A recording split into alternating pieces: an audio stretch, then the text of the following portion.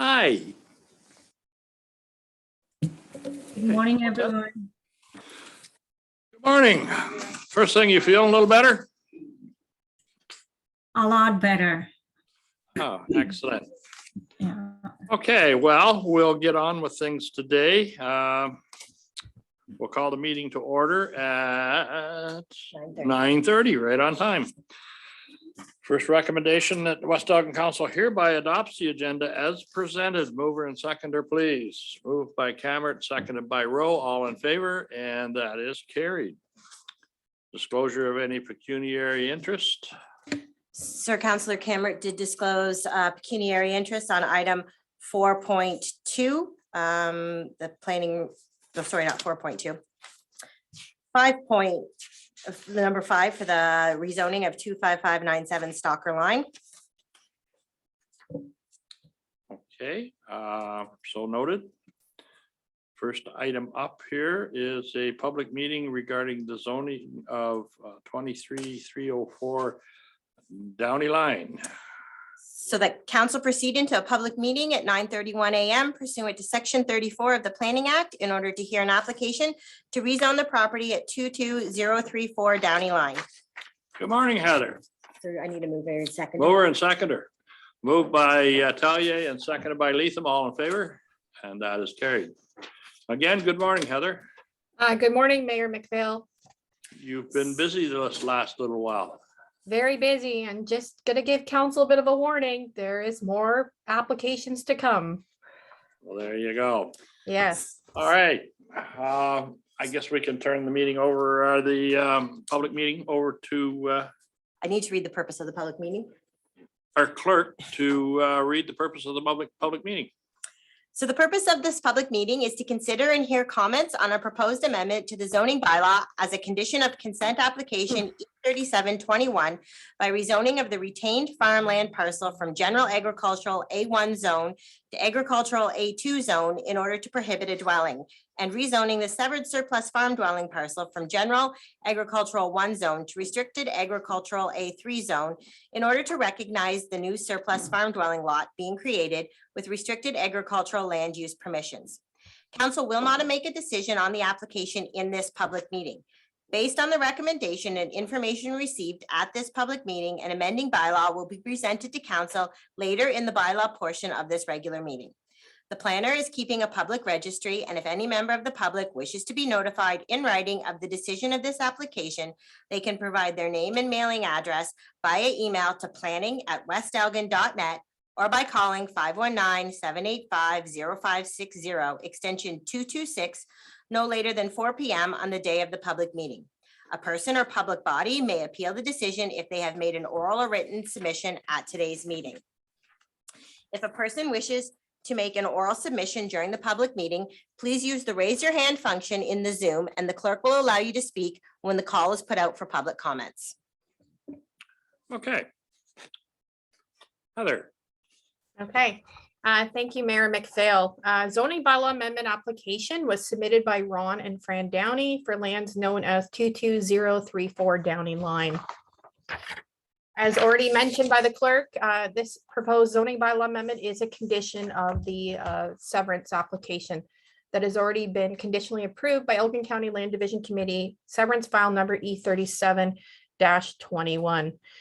In my report, I include figure 1, which shows the location of the property, which is on Downey Line, and part of this parcel also is a through lot that goes through to the next road to the north, that being Hoskins Line. There are no financial implications for this proposed zoning bylaw amendment. In terms of planning policy review, the application is consistent with the provincial policy statement. It also conforms to the County of Elgin official plan, as well as it also conforms to the West Elgin official plan.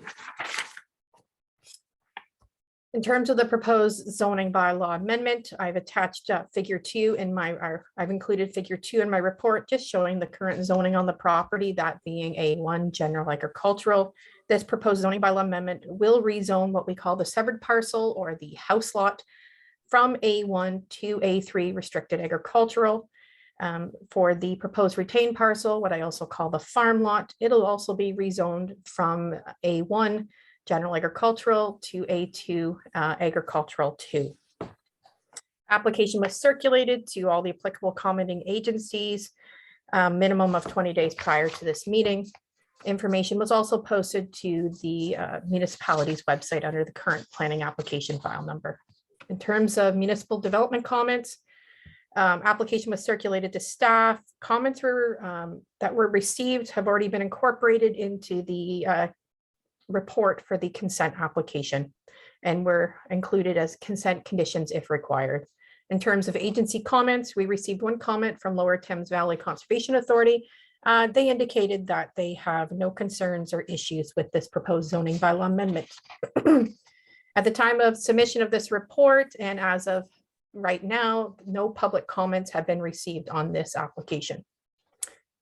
In conclusion, it's the planner's opinion that the proposed zoning bylaw amendment is consistent with the provincial policy statement, conforms to the County of Elgin official plan, and it conforms to the West Elgin official plan, and recommend that the request for the zoning bylaw amendment be approved, subject to no concerns being raised through any oral or written submissions being received at this public meeting. Thank you.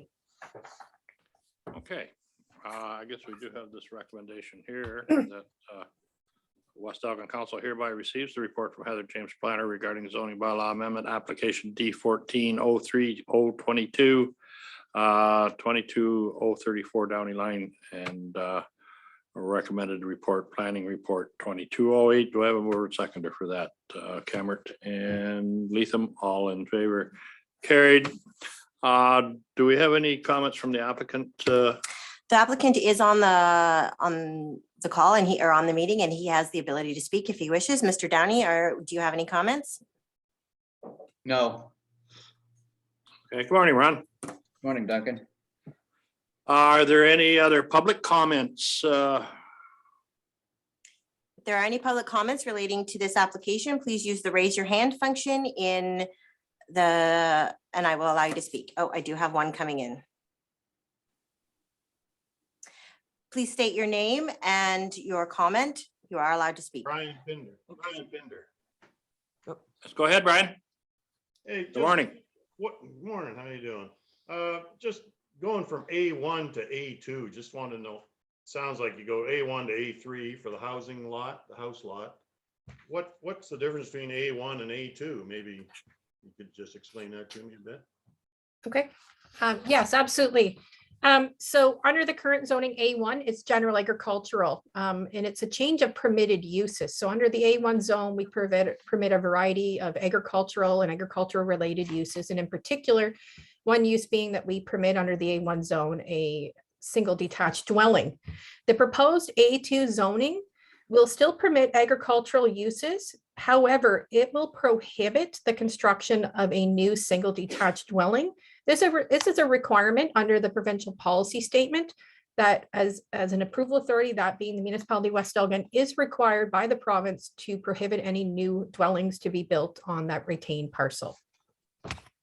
Yep, that's the way I kind of understood it too. Just wanted clarification on it. Yep. Thank you very much. You're very welcome. Any other questions, Brian? I don't think so. All right, sir. Does council have any comments regarding this application? Okay. There's no other public comments. I'd just like to make one more call for public comments relating to the property of 22034 Downey line. No other public comments, sir. Okay, would you please read the recommendation then?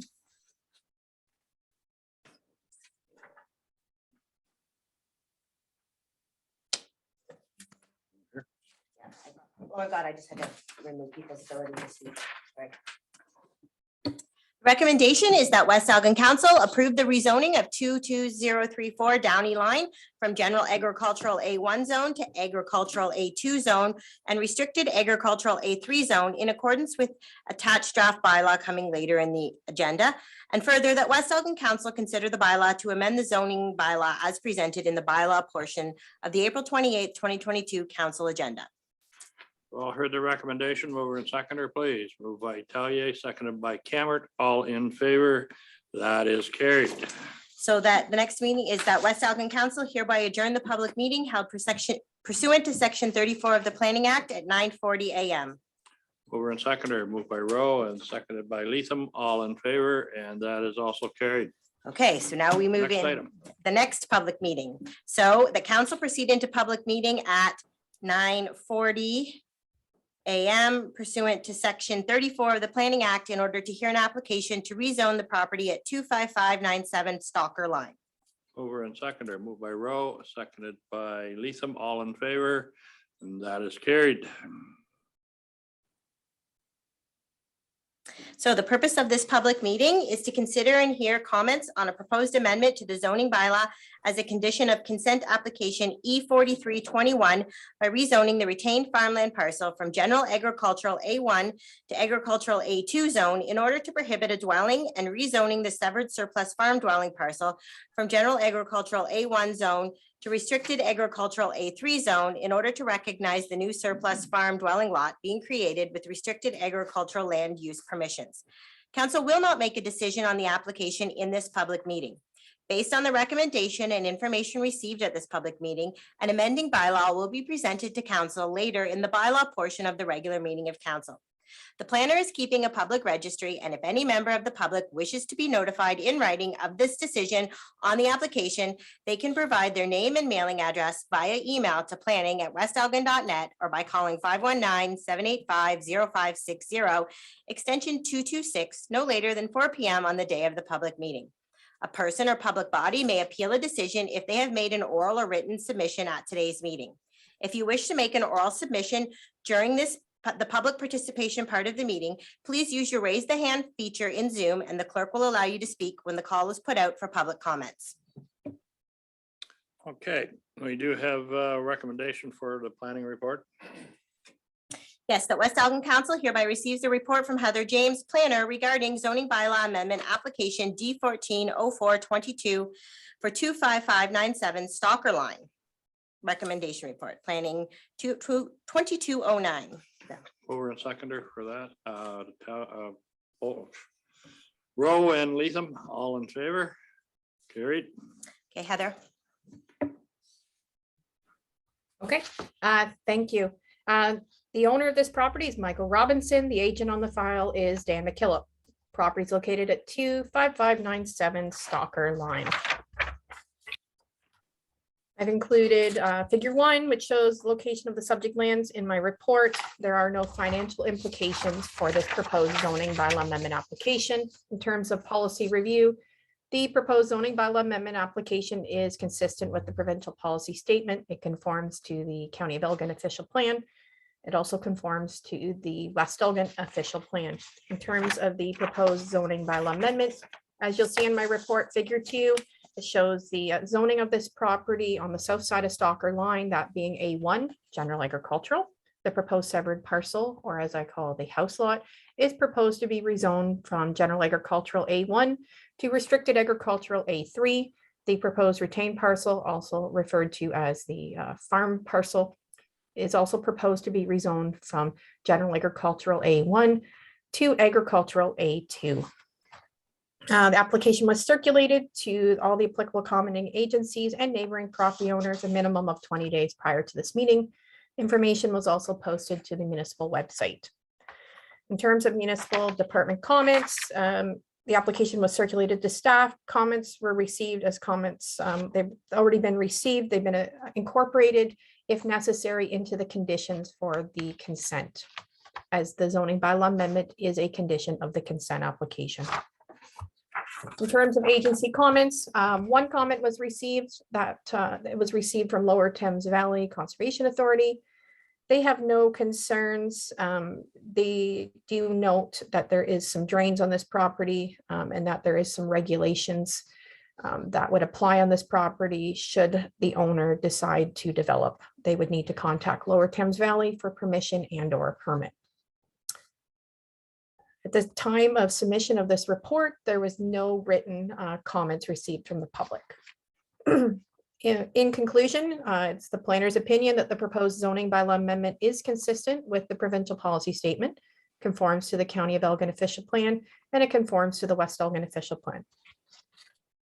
I recommend that the request for the zoning bylaw amendment be approved, subject to no concerns being brought forward in terms of oral or written submissions at this public meeting today. Thank you. Okay, do we have anyone on the applicant? Dan McKillop, the agent for the applicant, is on the call and have been given permission to speak. Go ahead, Dan. Good morning. I just want to thank you for considering this application. We do appreciate it. It's been a long drawn out affair and we hope to be able to get it wrapped up. Thank you. Okay. Thank you. Thank you, Dan. Any other public comments? Anyone else from the public wish to speak? Does not appear to be, sir. Okay, any comments from council? Seeing none, Madam Clerk, would you read the recommendation? The recommendation is that West Elgin Council approve the rezoning of 25597 Stalker Line from General Agricultural A1 Zone to Agricultural A2 and Restricted Agricultural A3 Zone in accordance with the attached draft bylaw, and that further that West Elgin Council consider the bylaw to amend the zoning bylaw as presented in the bylaw portion of the April 28, 2022 council agenda. Mover and seconder, please. Latham and Tallier, all in favor? That is carried. So next recommendation is that West Elgin Council hereby adjourn the public meeting held pursuant to section 34 of the Planning Act at 9:46 a.m. Mover and seconder, please. Rowe and Latham, all in favor? That is carried. Carried. Okay, now we're back at full strength here.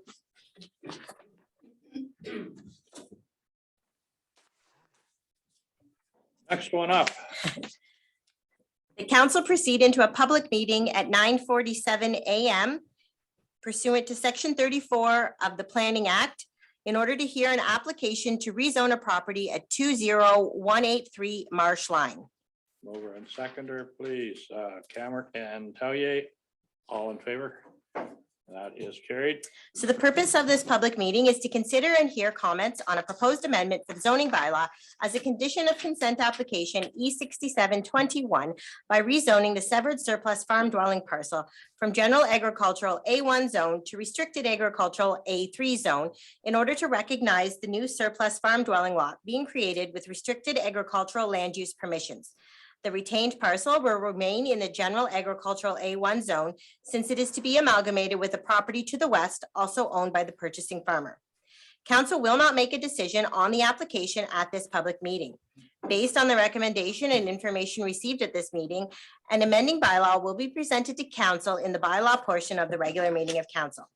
The planner is keeping a public registry, and if any member of the public wishes to be notified in writing of the decision on this application, they can provide their name and mailing address via email to planning@westelgin.net or by calling 519-785-0560, extension 226, no later than 4 p.m. on the day of the public meeting. A person or public body may appeal a decision if they have made an oral or written submission at today's meeting. If you wish to make an oral submission during this public meeting, please use the raise your hand feature in Zoom and the clerk will allow you to speak when the call is put forward for public comments. Okay. So the next recommendation is that West Elgin Council hereby receives the report from Heather James Planner regarding zoning bylaw amendment application D140622 for 20183 Marsh Line recommendation report. Mover and seconder. Rowe and Cameron, all in favor? That is carried. Heather. Okay, thank you. The application for this zoning bylaw amendment was submitted jointly with John Land, which is the owner, and the applicant, DeWild Farms, care of Ed DeWild. As already mentioned, the property is located at 20183 Marsh Line. I've included as figure 1 in my report, location of the subject lands, that being on the south side of Marsh Line. This zoning bylaw amendment is a condition of the severance application file number E67/21. There are no financial implications for this proposed zoning bylaw amendment. In terms of planning policies, the proposed zoning bylaw amendment is consistent with the provincial policy statement. It conforms to the County of Elgin official plan. It also conforms to the West Elgin official plan. Moving on to the proposed zoning bylaw amendment, council, I would like to note a correction in my report. I reference in my report that the retained parcel would be rezoned to agricultural A2. That is incorrect. My apologies. It is to remain zoned A1 because this parcel is in fact merging with the adjacent lands, creating a larger holding. Therefore, the A2 zoning is not a requirement, as this will be merged on with another adjacent parcel. I would like to note that correction.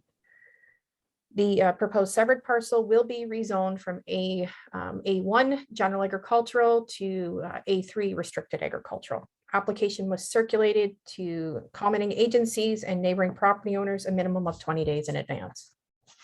Application and information was also posted to the municipal website. Terms of municipal department comments that were received were incorporated into the associated consent application and the conditions for consent. In terms of agency comments, one comment was received from Lower Thames Valley Conservation Authority. They've noted that there is some water courses and in particular municipal drains impacted by this on this property. They note that an application for a permit and permission would be required if there's any work to be taking place in the regulation areas. In terms of public comment, at the time of submission of this report, no written comments were received from the public. In conclusion, it's the planner's opinion that the proposed zoning bylaw amendment is consistent with the provincial policy statement, conforms to the County of Elgin official plan, and conforms to the West Elgin official plan. And I recommend that the request for zoning bylaw amendment be approved, subject to no concerns being raised through any oral written submissions being received at this public meeting. Thank you. Anybody, an applicant available? I don't believe there's an applicant on the call, but if there is, can you please raise your hand? If you've got any questions, comments? So no one from the none of the applicants are here. Any public calls for any public comment?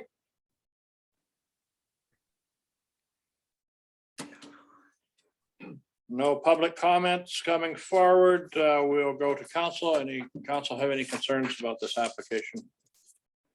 Seeing none, recommendation, please. That West Elgin Council approve the rezoning of 20183 Marsh Line from general agricultural A1 zone to agricultural A2 and restricted agricultural A3 zone in accordance with the attached draft bylaw. And further, that West Elgin Council consider the bylaw to amend the zoning bylaw as presented in the bylaw portion of the April 28, 2022 council agenda. Over and seconder for the recommendation, Cammert and Rowe, all in favor. And that is also carried. So that West Elgin Council hereby adjourn the public meeting held pursuant to section 34 of the Planning Act at 9:53 a.m. to reconvene in the regular meeting of council. Over and seconder. Talia and Leatham, all in favor. That is carried. Okay, Heather, are you hanging around or you coming back? I believe I'm coming back at a later point in this meeting. Okay. Yeah. Thank you. Thank you. Next item up, the adoption of the minutes. So that the minutes of the council meeting on April 14th, 2022 be adopted as circulated and printed. Mover and seconder, Cammert and Talia, all in favor. Carried. Any business arising from those minutes? So we have had a request from the Horticultural Society to use the gymnasium part of the recreation rec hall now due to concerns over COVID. So what I would need would be a 3/4 vote to reconsider the resolution made at the last meeting. And then the original resolution can be amended to update the fees waived if everyone is in. Everyone's okay with that? Need a motion to reconsider. Through the chair, I just wondered what meeting that was discussed at, because it wasn't the last meeting. Yeah, we approved the resolution for the Rodney Horticultural Society to waive fees Waiver for of fees. their plant sale. Yeah, I remember that, but I just couldn't find it in our last minutes, so I thought it's maybe. No, it was in the last minutes, unless they should be in the minutes. We did a whole whack of them. Yeah.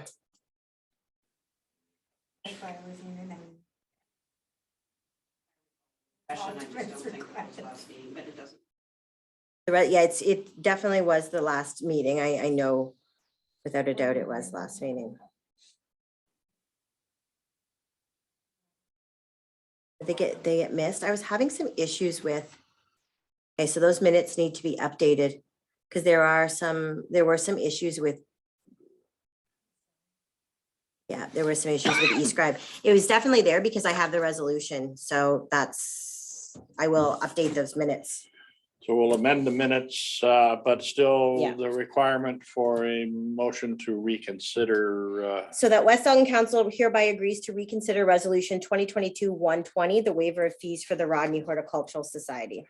Moved by Cameron, seconded by Leatham, all in favor? That is carried.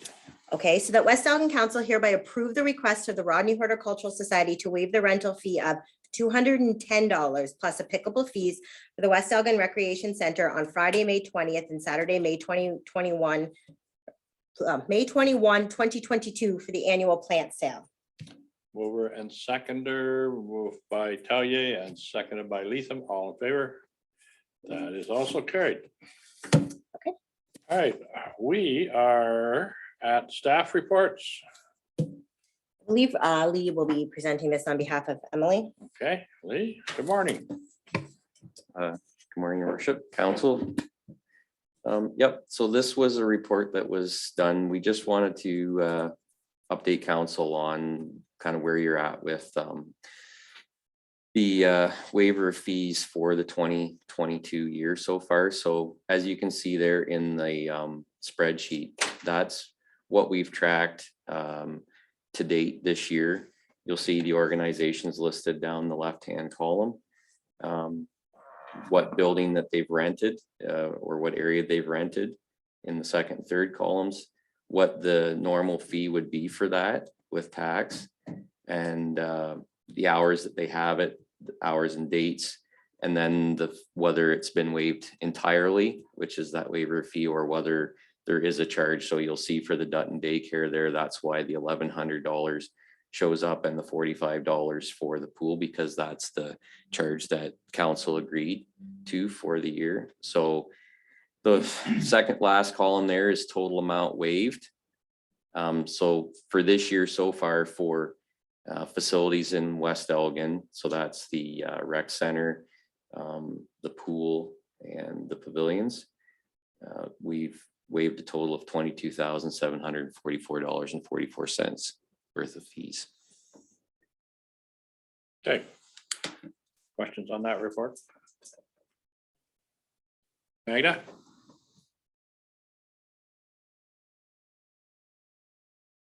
Good morning, Mr. Mayor. I would like to add, looking at the total amount of fees waived to date, I would like to ask council to reconsider of waiving the fees. I realize that it is difficult of going from nothing to full amount, but you know, we need to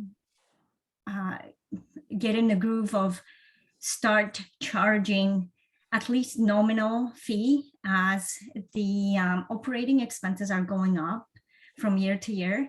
We have absolutely no money in reserves for capital projects that are coming up.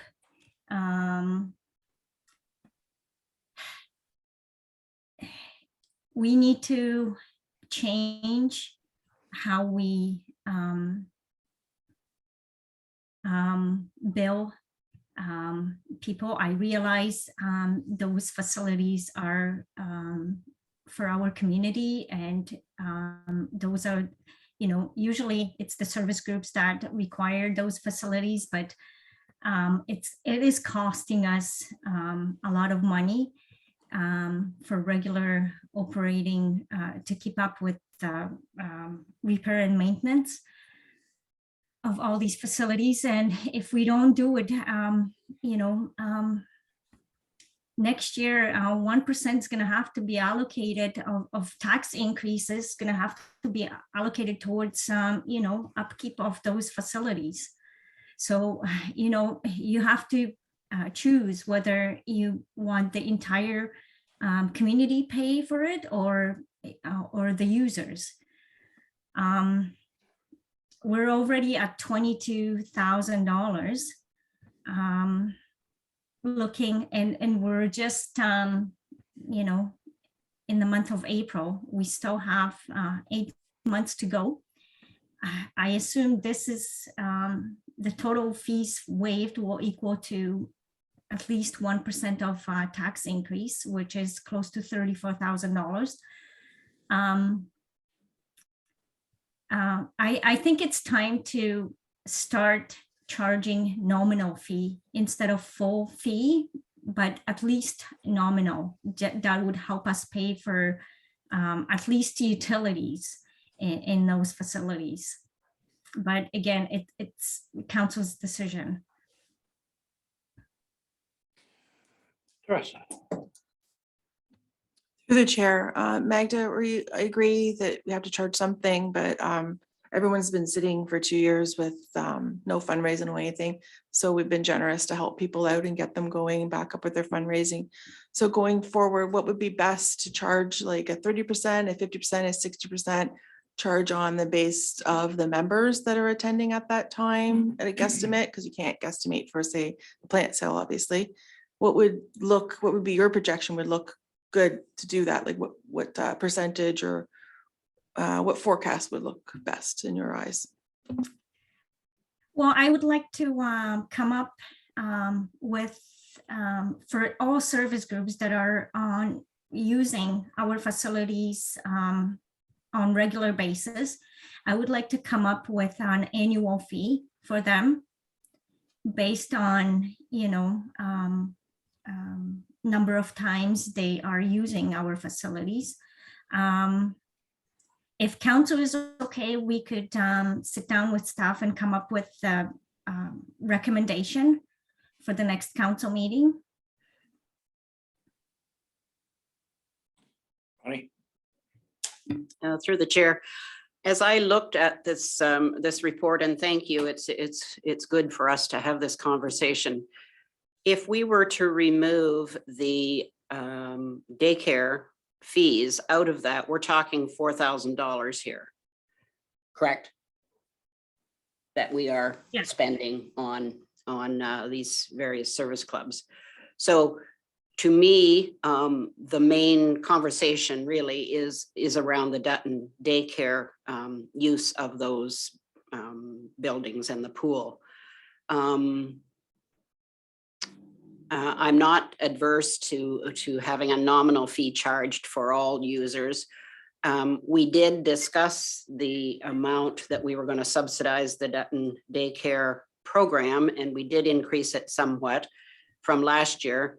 I guess to me, that program is so important to our community because we are so low on daycare right now, that is a contribution that the municipality can make to helping daycare. So that's, to me, I do not feel as though this is money spent for just one group. It's a community program that is very important to a lot of families to be able to provide daycare through the summertime. So, you know, in terms of small increases, I would support that, but I certainly wouldn't want to take away our subsidization of that program just yet. Yes, we've got more daycare coming, and that's a good thing, but right now it's not there, and families need those programs, you know, at a reasonable cost. Through the chair, Bonnie kind of touched on what I was indicating. I noticed that the health centers programs, there's the one, I thought we had approved another one that was on here. It just wasn't where this is up, not maybe as up to date. Oh, as, okay. you know. All of these services, that community group services that are listed on here, are things that are used by various groups of residents in the community. I understand to maintain our facilities cost money. I'm wondering, before council passes anything or does anything, perhaps maybe a discussion should happen with someone from each of these service clubs to make them aware of the tax implications to residents and discuss the possibility of some of these groups being able to contribute some fees, because perhaps maybe some of them, as Trista said, some of them have had no fundraising resources, but maybe some of them do have a small pot that they could chip in. But, you know, when they have outside money that's coming in, but I don't know the inner workings of some of them. I would like to see a conversation with some of these, with all of the groups that use our facilities before I could make a decision. I realize I also don't want to put a 1% on the tax base because not every resident uses these programs, but a vast majority of them do. So.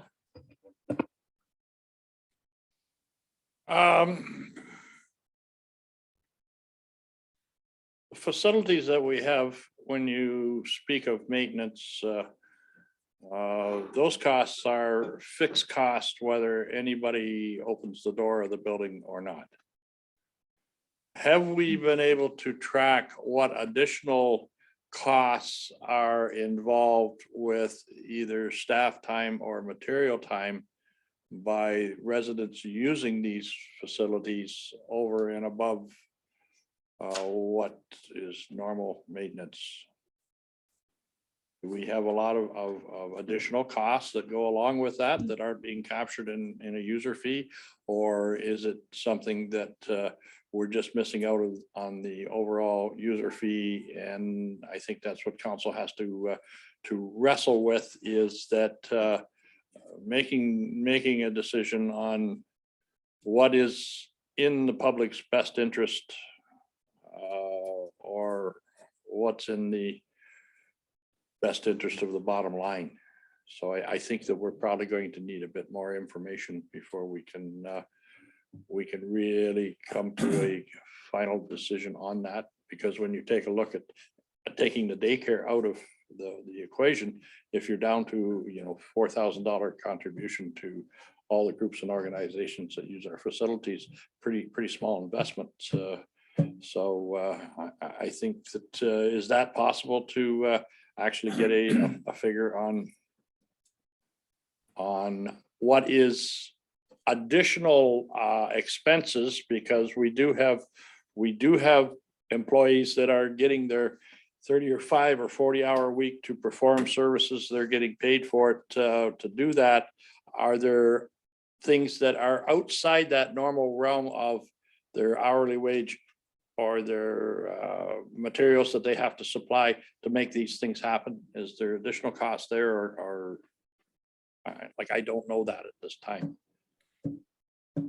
We can certainly, Mr. Mayor, provide council with a detailed report of how much it is costing us when the facilities are being used, and how much, you know, when it's just sitting there and nobody's renting them. So there is a cost difference. As for the daycare, that nominal fee is, in my opinion, is too low, but the council already approved it. We're not going to make any changes. I would like to make some changes for the upcoming year, as you know, it requires our staff to go daily throughout the summer nights and summer days and clean washrooms and area that is being used. They usually do it first thing in the morning at 6 before the daycare opens. So that is between an hour to 2 hours of our staff time. The fee that we are charging daycare is not covering, you know, basic staff time and utilities. Well, that's, I think, would be very beneficial to council to have that type of information when we're setting these fees, keeping in mind that the facilities are there, but what additional expenditures are we incurring to make this all happen? And I think with that information, when people come in and ask for waiver of fees, then we have the ability to say, okay, that sounds good, but these are our real hourly costs that are taking place to facilitate your request. And I think it would give us a good ability to move forward.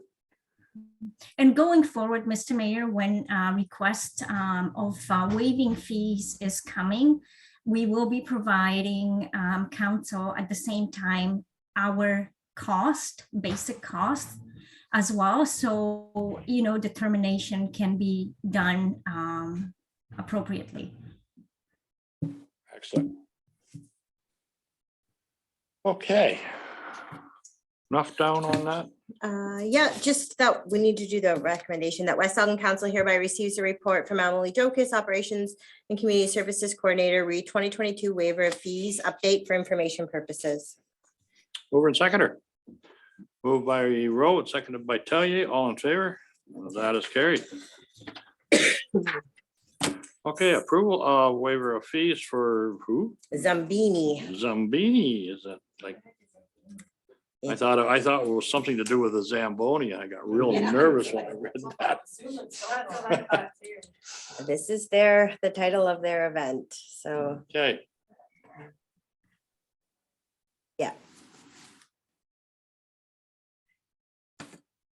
So, Okay. the West Elgin I don't know whether you want to, discuss this first. yeah, Or- discuss it and. let me know. Okay, anybody have any issues with?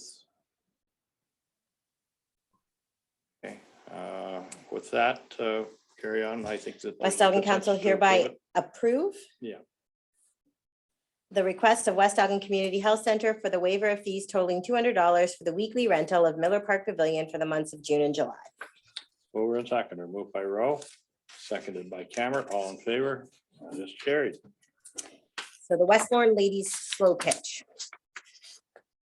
That's the request for the two teams to pay one fee instead of each team paying a fee. Okay, I don't know who had their hand up first, but go ahead. Through the chair, Mr. Gosnell, is there a men's league? To my knowledge, there's not a men's league at this point. I guess we're back to the same dilemma. What's the cost to maintain the fields?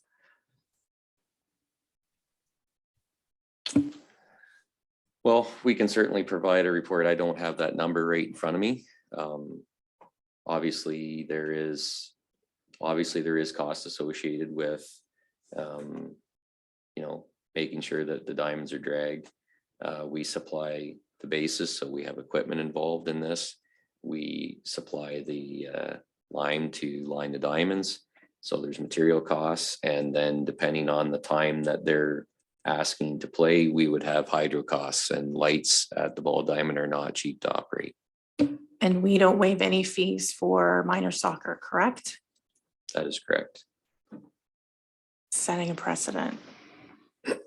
Bonnie, Through the chair, I just need clarification. So the way I read this letter, these two teams are sharing the same night.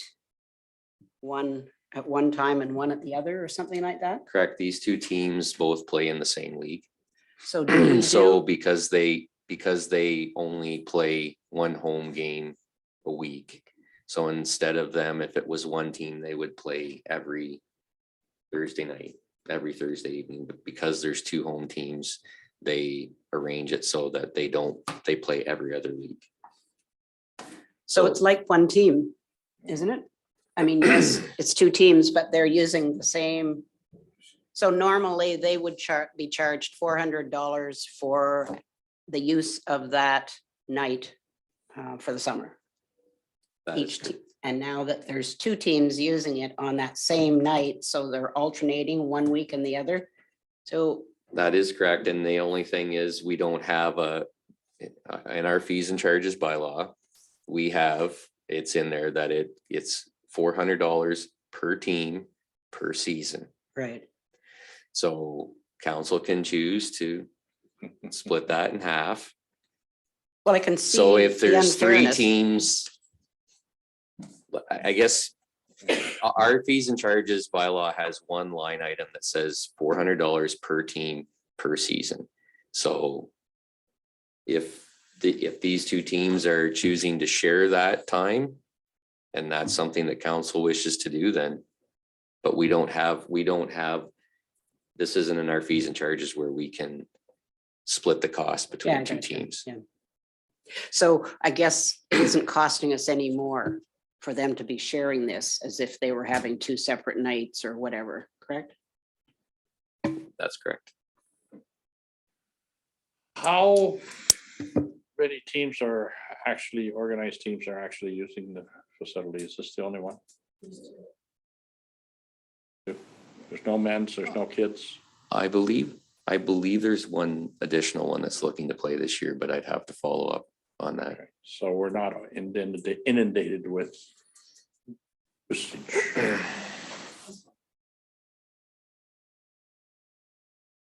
What's your pleasure?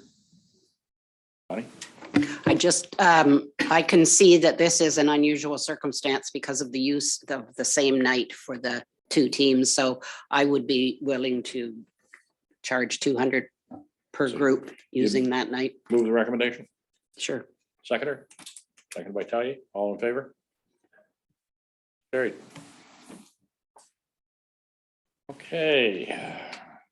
Council reports of committees. Does anyone have any committees they would like to report to council, other than I see everyone has their minutes of their meetings included in our package? So anybody want to add anything to that? That's fine. I have a question with regard to the West Lawn Heritage Homes, just to clarify. I think that infrastructure is infrastructure. Is that what that refers to? Okay, so, so that's like water, electric, sewer and so forth. So and I didn't realize that we had been looking for grants to put that in. Is that correct?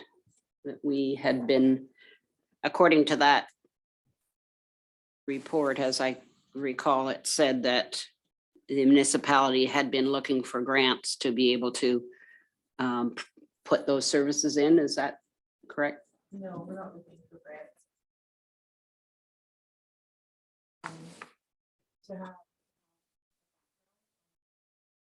So as I'm not listening, I'm not live, to have a background on what that looks like and to maybe get a number. We just had a meeting this past Monday, so I'll add to these minutes. It'll be in the next minutes you get. To have infrastructure and have an idea of what that would cost. They do have some funds that they could put towards to find out what that number is. So I've been emailing Lee to see, if we have time to do that at all, to get them a number, or see, correspond with the Heritage Homes Committee and the Building Committee specifically, because they felt they were shovel ready. And as I've been telling them, and Richard's now on the board as well, not as a committee of council, but as, wonderful member of the community, looking to see, an interested member, looking to see, we've been telling them you're not really shovel ready until you really know, can it handle 14 more units? What does that look like? Last time they, looked at anything that was almost just shy of 15 years ago. A lot has changed in the world. So what does that look like? So that's where that comes from. It's just a miswording that whoever takes the minutes has put down there. So it sounds that there's a kind of a new direction and a thought process that's going on at Heritage Homes to get themselves prepared to move forward. So they've always been saying that they're shovel ready, but they're truly not until they know what's under the ground and what they can support to have 14 more units. And to be in a position to go to upper levels of government for support. They need to have those There's more numbers. work needs to be done. Through the chair. Mhm. Yeah, we just asked them some straight questions. Yeah.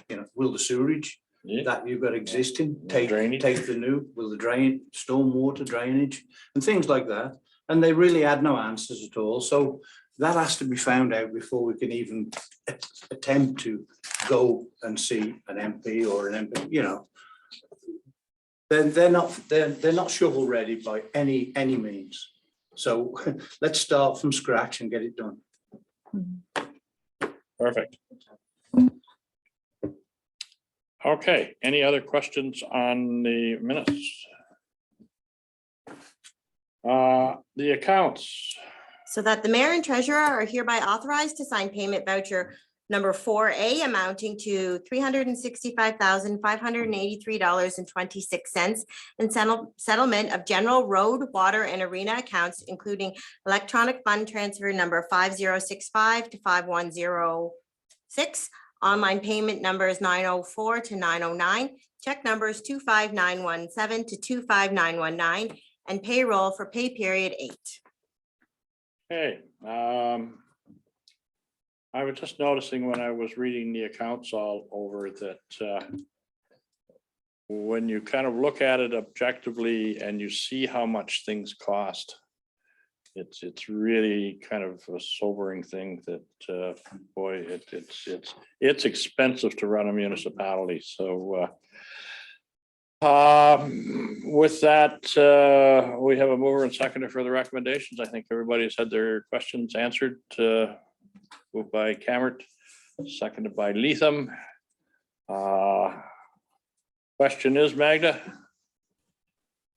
Yes, we do have money, Mr. Mayor.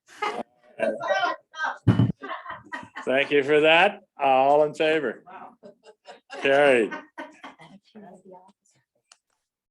Okay. Township of Mulmer Homes for Everybody Act. Did you guys find that hard to follow? Yeah. I found it very hard to follow. I barely understood it, and I read legislation for a living. I didn't get it. So Yeah, well, okay, well, I read it 3 times. OPP household count for West Elgin. Are we up, down? Do we agree or disagree with that count? We would agree with that count. Okay. All right, that's the information. Ministry of Environment, Conservation and Parks, Phase 2 regulations. Under the Conservations Act, I guess that's to deal with the conservation authorities. Ministry of Health, continued mask and face covering requirements in certain settings. Straightforward, yes. I think the only impact to our jurisdiction would be the transit. Is that correct? That's correct. Thank you. Okay, so no further discussion on the correspondence. We'll just receive and file. Council inquiries and announcement, notice of motion. Anybody have a notice of motion? Seeing none. Statements and inquiries by councilors. Deputy Mayor Leatham, how are you, sir? Carry on. Right. No, it was just something that was brought to my attention in the week. That a landowner had been approached by the windmills firms. And this particular person is Mrs. Beth McKillop, that's got land from off Silver, goes right through to number 3 highway, including Brock's Creek. And they found out where she lived in London and tapped at the door and wanted her to sign a lease for 1 acre of land for 20,000. And she rung me up and told me about it and told him that she didn't want windmills on her property. Leasing yearly. But just wanted to warn us generally that they are going to farmers literally knocking at the door now, touting for trade. So that's all I got to say. We need to ask our planner where she's at with our. Next meeting, she has the report, right, working on the report, and she will be ready at the next meeting with the interim control bylaw. Through the chair. Yes. Deputy Mayor Latham, do I have your permission to pass that up forward to my contacts at the OFA? Yes. Okay. Okay. Thank you for that little eye-opening. I guess we knew it was coming. Bonnie's been sounding the alarm for some time now.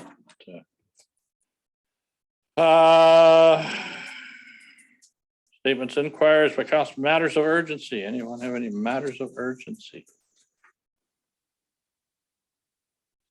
none, we'll go to our bylaws section.